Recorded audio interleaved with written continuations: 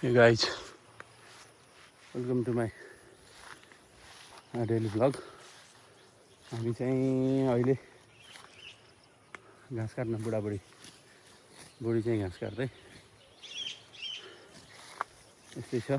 पहिला यो सबै एकदम खेती हुने जग्गा हो। अहिले पनि खेती गर्नुहुन्छ यतातिर चाहिँ।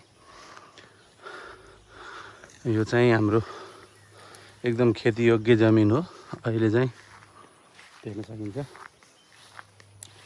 यस्तो बिजोको अवस्था भन्ने हो कि घाँस काट्ने अवस्था भन्ने हो।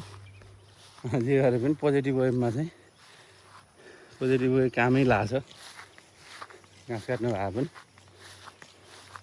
हामी चाहिँ अब 3टा मुठा काट्यो। अब 3टा मुठा काटेर जाने। के छ बुढी? यता हेर न। बुढीले अब एउटा मुठो पुर्याउनु लाग्यो। मैले 3टा मुठा काटेँ। बुढीले अहिलेसम्म एउटा मुठो पुगेको छैन होइन। यस्तै छ। यहाँ चाहिँ अजिङ्गर लुकिया छ भन्ने डर त्रासै छ। तर पनि अब त्रास भए पनि काट्न पर्यो। घाँस काट्नै पर्यो। गाउँमा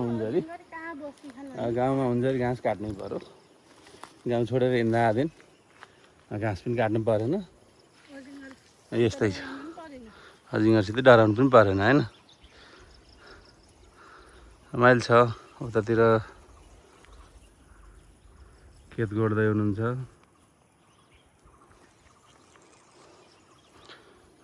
ल साथीहरू फलो गर्नुहोस् है। सब्सक्राइब गर्नुहोस्, फलो गर्नुहोस्। फेसबुकमा, युट्युबमा सब्सक्राइब गर्नुहोस् है साथीहरू।